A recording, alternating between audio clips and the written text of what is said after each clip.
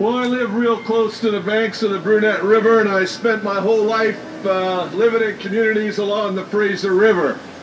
And I'm happy to report today that at Fort Langley and at villages and towns and communities all up the lower Fraser River, the pink salmon are coming back home. You can see them rolling in the river. It's a beautiful sight, and it's a one that we should all rejoice at.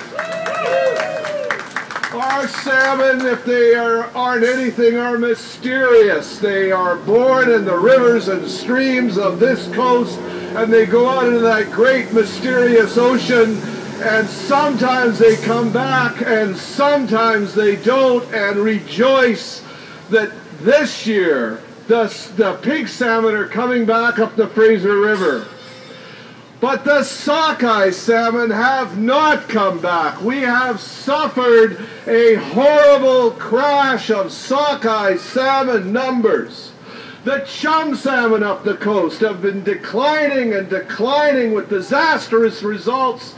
Less grizzly bears on the river, less people working in the wild salmon industry, and it would seem to me that the managers of the fisheries resource should understand what every kid who lives along the Fraser River knows, that salmon are mysterious, and it makes sense to show precaution when we're managing salmon. To be very, very careful. And our federal fisheries has not been showing their precaution because we live in very scary times. Thanks to Damien Gillis's reporting on Save Our Rivers, we can see that in Chile, the salmon farming industry has been subject to a plague of disease. Infections, salmon anemia, which has caused collapse of the salmon farming industry. Can you imagine if that plague were to be unleashed in the wild salmon stocks of British Columbia? Can you imagine what it would be like to come back next year or the year after or 10 years from now and see not a single pink salmon on the Fraser River? See a collapse of our wild salmon stock the way we are witnessing in our sockeye salmon and our chum salmon. Researchers have found, for instance, that now where sea lice are being found on the baby sockeye as they head out from the Fraser River.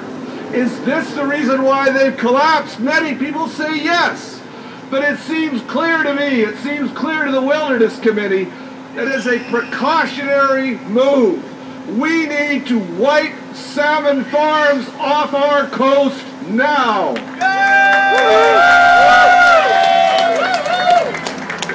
We have to understand that we don't understand the great mystery of salmon, but we know we can do some things. Get rid of the salmon farms. Bring the fisheries closer into where the salmon are going so we can choose to not fish the endangered stocks. That would be a reasonable precaution. We can look after the species that depend on the salmon. We can stop the grizzly hunt now on the coast of British Columbia. Oh, I'm holding it. Wild salmon nations, rise up! Rise up! And that's exactly what needs to happen. Our provincial and federal governments are not acting as if this is a salmon emergency.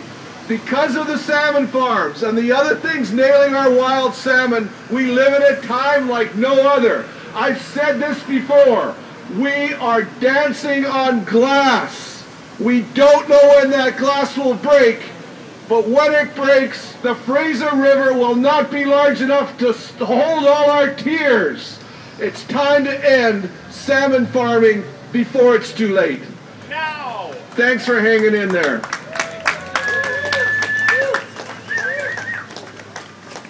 Thank you. That's Joe Foy from the Wilderness Committee.